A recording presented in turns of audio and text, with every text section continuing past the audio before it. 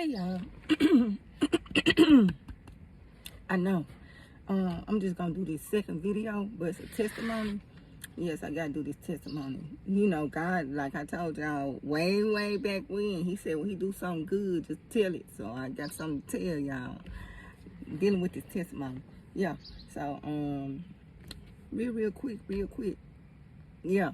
I see I'm dealing with a headache too, y'all. So I'm like trying to like gather my thoughts and try to talk to y'all, but I'm not feeling the best right now doing this.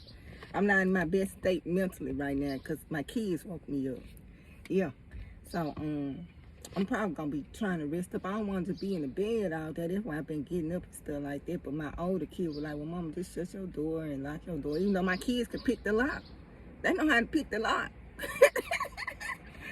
To get in my room, it's like, hey, nothing keep them kids out my room. Yeah. So basically, we're going another airplane. Yeah, y'all. Trying to throw out my train of thought. I ain't the sharpest right now. So back to what I was saying. Yes, this is just a testimony. Basically, you know, I told you, you know, we had like a litter of puppies during the snowstorm. I told you my puppy, you know, she had got pregnant. I'm took on the inside. I could be, it's like something talking to me while I'm talking to y'all. So I just be goofy and took on the inside. But my dog, she you know, she locked, you know, she be on her leash or whatever. So this stray dog came in our yard and got my dog pregnant. So like when I be talking to like my older kids, I be like, that dog raped my dog. I'm like, dog, he just came in our yard, just raped my little precious little dog. Yeah, that's why I be saying. They be like, Mom, something wrong with you. I'm like, he did. So my dog, she ended up having like 5 puppies behind the incident. She ended up having like 5 puppies. So we ended up keeping 2. We was gonna keep 1, but everybody had got attached to this one particular dog. They were like, he's so mild in his behavior and stuff, and he's so mild-mannered, and you know, they just couldn't let him go at the end, you know. So we end up keeping 2 of the dogs. So we end up keeping 2 of these dogs, and we end up keeping one of the dogs, this just recently happened, but one of the dogs ended up real sick. He just sick, he throwing up, he won't eat nothing. It got to the point where he was actually had blood in his stool. So when he had blood in his stool, I was just like, in my mind, I was just like, dog, I don't even got the money to even go to the vet right now with everything going on. And you know, I'm real good like with budgeting. So I already done budget the money that I got, like, okay, this for this, this for this, you know, and just, you know, everything I already just laid out. And this is just like an unexpected expense because my dog is sick. So when I finally, you know, just look at my account and I see what I got, I was like, well, maybe I can just squeeze him getting to the vet and to the finances that's going on. So, and guess what? When you squeeze him going to the vet, you got to get to the vet. So I had to squeeze gas into this too. So I'm like, not only do I have to get him to the vet, I got to squeeze the money for the gas and get him to the vet with these ridiculous prices. And it's finna get horrible. Like, y'all, we ain't even, this is just the tip of the iceberg. Like, it's finna get bad out here. These prices not going down no time soon. So, just do what you can to stock up and say, this ain't no go up then go back down. This is gonna go up and go up and go up. And I'm not gonna get into too much detail about everything, but I'm just letting y'all know that these prices, no time soon for relief from these prices. It's gonna shoot up and shoot up and shoot up and continue to shoot up. But back to my dog. So I'm like, okay, you know, I gotta get the dog to the vet, and then I gotta calculate, okay, I gotta put this gas in the car just to get the dog to the vet.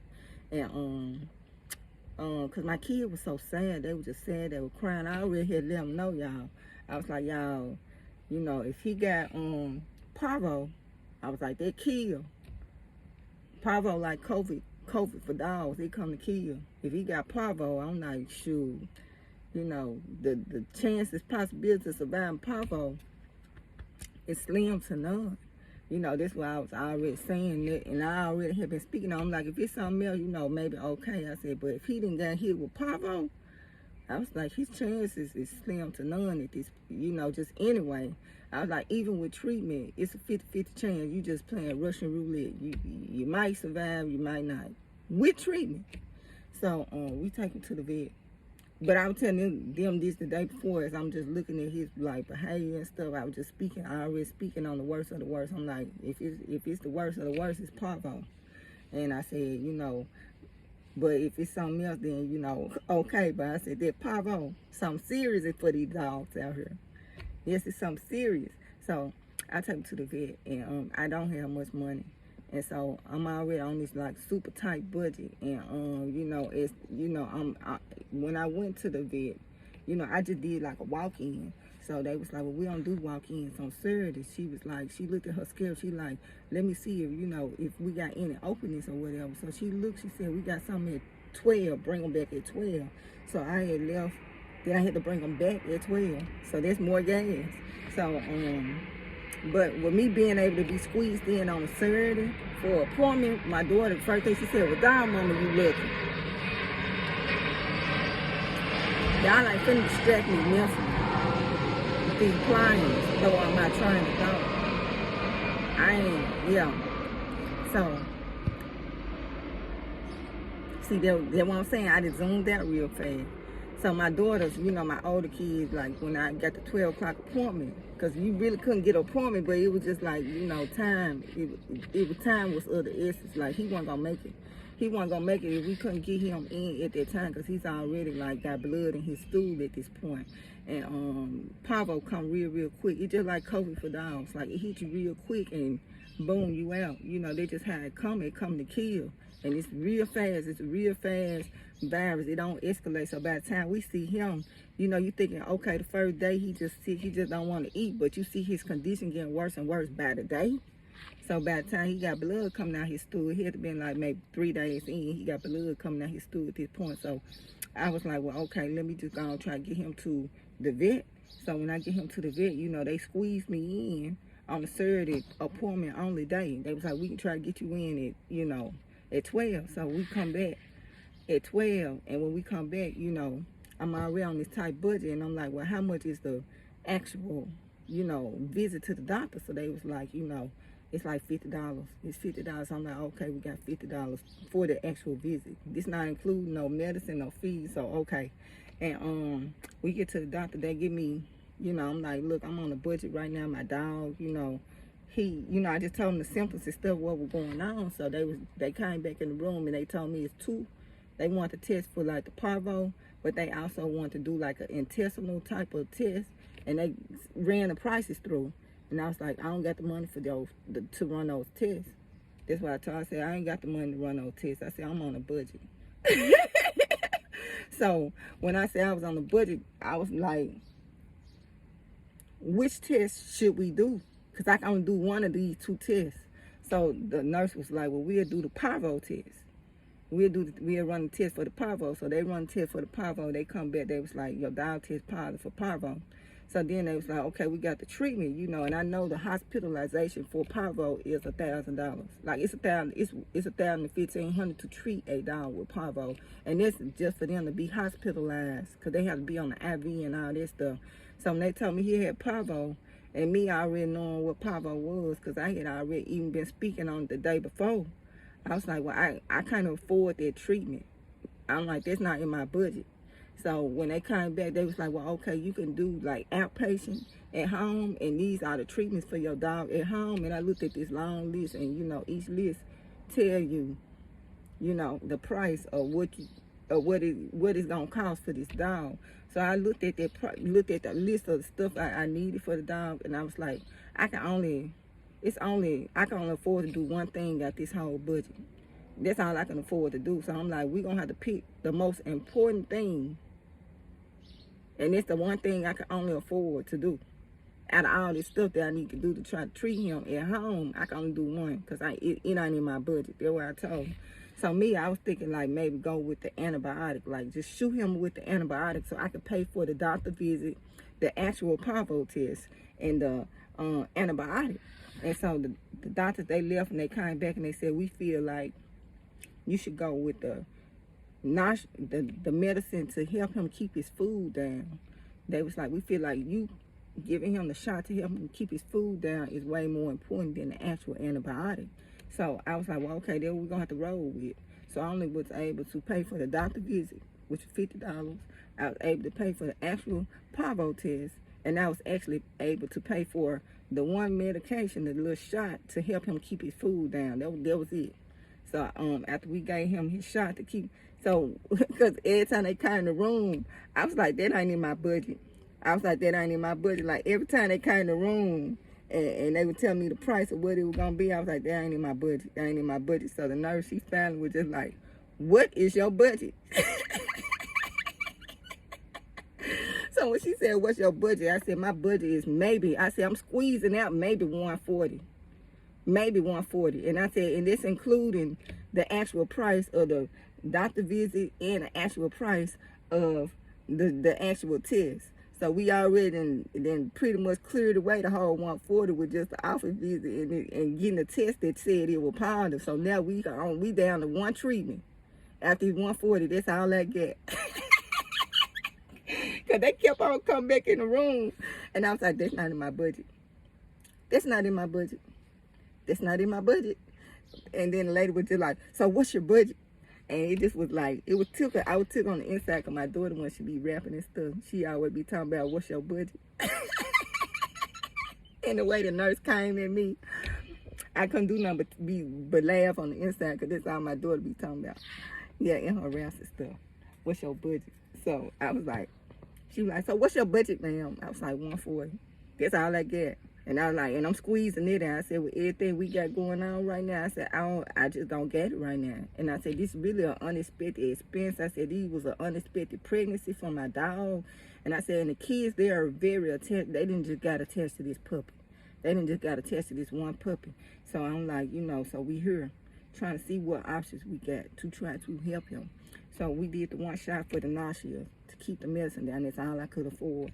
And so when we did that, my kids, they were these the big kids, the growns. I know y'all, I got two groups of kids. I got a whole group of grown kids, and then I got a group of babies.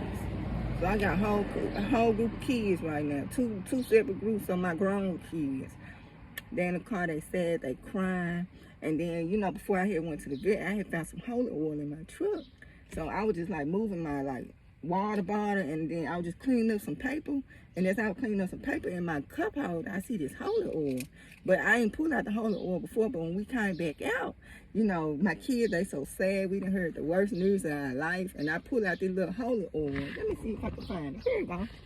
Yeah, so I pulled out this holy oil. I said, oh, y'all, look, I got some holy oil. Look what we got. My kids, they were looking at me like, Mama, really? Mama, really? And I'm like, we got this holy oil. What y'all sad for? That's how it was. And their facial expression was so funny. And so by this time, I was just like on the way home. In my mind, I was already like, God, I'm gonna have to put this puppy on the altar. I'm gonna have to put this puppy on the altar. I said, 'cause my kids, they didn't got attached to this dog. Everybody's sad. So as soon as I get home, back it up. So when I had went and showed my kids a holy oil, a voice said, you ain't gonna need that holy oil. Said just like that, like you ain't gonna need it. So when I get home, so I'm trying to help you get home, 'cause I'm like, I'm gonna go in my room and pray. Like what my daddy did and what my daddies do. Yeah, I'm like, I need to help you get home, 'cause they tell me put this puppy on the altar right now. So I get home, I put the puppy on the altar, I pray to God. I'm like, God, my whole house. I said, God, everybody just sad right now. Everybody said the dog got parvo. I said, I can't even afford the treatment. Like, I can't even get him the treatment he needs. I said, I just tried to do the most important with the budget that I had. This budget thing. And I said, and my kids, I'm like, everybody, this dog, it's just extremely sad. I'm just like, send healing to him. He need to be, just, if it's your will to heal, he need it right now. My whole house, I'm like, we just like devastated. So I went upstairs. I went in my room, prayed to God, talked to him about the devastation of my household. This dog, it just had this effect on everybody in the house. It was just a spirit of sadness just on everybody. And the next when I got the next day, you know, I noticed that, you know, actually, really by the time we left, I already seen the difference in him, really. I had already seen the difference in him. Like his behavior, how he was acting and stuff, it was just like improvement instantly.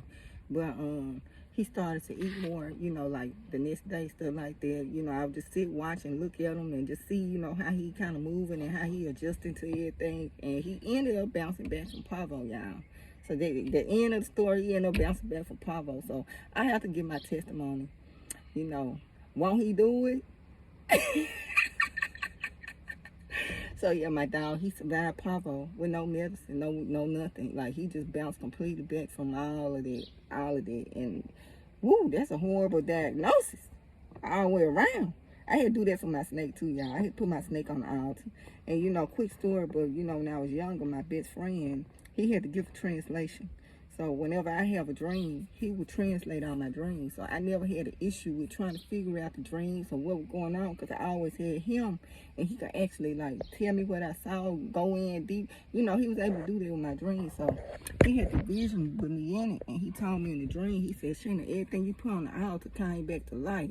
Like, I don't know what he saw, but this is just what he told me, and it stuck with me ever since. But he was like, Sheena, I had the vision about you, and he like, everything you put on the altar came back to life. He said, everything was dead. He said, but if you put it on the altar, he said, it came back to life.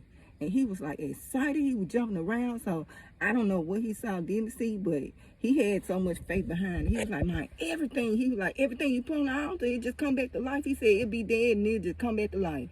He said, you put a cat on the altar. He said, it was dead and then it came back to life. He named 3 things. Cat was one of them. And he just said everything came back to life. So the snake, I had put that on the altar. I'll just be like, based on the faith I got behind what he saw. I ain't even see these, but based on what he saw, I'm finna put faith behind it right here. And on the snake, he was on, I was in the same situation. I had to go down here, and I was like, oh God, I'm a snake. And I had to put that snake on the altar. And the dog, oh God, my dog. And put that dog on the altar. But yeah, he ended up surviving. So he's doing excellent right now. He's excellent. He's eating. He's putting on his weight. And then something else that happened there real quick. So I'm in my kids' room, you know, just looking at the puppy or whatever. We got him in a little cage, but I'm just like kind of monitoring him, just seeing how he doing. So I asked kids, I'm like, did he eat? And they so they like, nah, mama, he ain't ate nothing. Because, you know, I'm really waiting on him to eat. I'm like, he need to eat. He need his nutrients, so he got to eat at one point or another. So when I went in the room, I was just sitting down watching him, and he just kept looking at me.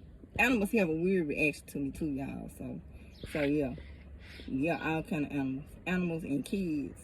Kids have a reaction to me too. Like people be like, you can't talk to strangers, but you know they gonna naturally be drawn to me, like kids, like random kids, like people. People just randomly just come to me, but the animals be the same way.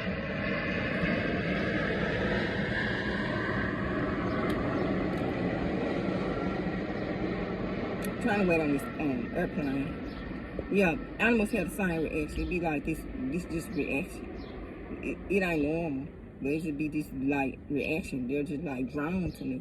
So I go in the room and I see the puppy, and he just like kind of watching me and just looking. I was like, did he eat yet, y'all? Is he eating? Is he? And they was like, no, mama, he ain't eating. But as soon as I sit down in the bed, he just started eating. He just like eating all his food. So all my kids just fell out laughing. Cause they always be like, mama, you so, like, they watch me firsthand. So a lot of stuff be going on. They be like, mama, you so lucky. Mama, you so lucky. I told my daughter, I said, go on, say I'm so lucky again. You know, I don't like the word lucky, but that's what they use. So they like, mama, you so lucky. You so lucky. But with that dog, and when I was talking about he need to eat, and then all of a sudden he just started eating food, like, yeah, it was funny. Cause it wasn't nothing to get the dog to start eating, but as soon as I sat down, and I was just like kind of looking at him. And I don't know what it was, but it was just like at that point, and he couldn't really eat nothing. He just started eating, just out of nowhere. And they just fell out to laughing. You know, they were like, dog, we can't even get him to eat. But you walk in the room, first thing he want to do is eat. You know. So yeah, I'm gonna talk to y'all later, but I had to get my testimony about my dog with parvo. Cause they, you know, yeah. And you got a dog, you already know what it is with that. That ain't nothing to play with. Yeah. And I don't think none of my other dogs. I got 6 dogs. And you know, parvo is extremely contagious, but I know other dog got sick of none either behind him. Even though before we even knew of parvo, you know, he was around other dogs, stuff like that. But as soon as we found out that it was parvo, you know, we kind of cut him off from everybody. But it's a blessing that no other dog in my house has gotten, you know, sick behind him. And the reason why I got 6 dogs, all my dogs are rescue dogs. Like every little one, I be like, God, I ain't got no room for this dog. And we end up with another one, another one. Then my dog that had puppies, she got 2 of them. And I'm like, God, what we supposed to do with these dogs? You know, that's how I be, you know, that's how I be talking to God. Like, dog, we up to 6 dogs right now. I dreamed real quick, I dreamed I was buying a house, and in the dream, it was like, I was talking about like the dogs, but he was just saying it's going to be enough room. Like for everything that I'm blessing you with, you're going to have room for your blessings. Like your blessings is not like the blessings are overtaking me, but he's making room for everything. So it's like we got 6 dogs, but we got the support and the space that we need for the 6 dogs, actually, you know, believe it or not. And when I in the business, I was buying a house, or I was talking about moving and getting a house, and it's like you're gonna have enough land to support whatever going on. Like it ain't gonna be like, you know, like you're not gonna have the space and to accommodate whatever blessing he got for you, you know, or for me or whatever. So yeah, I'm talking to y'all later.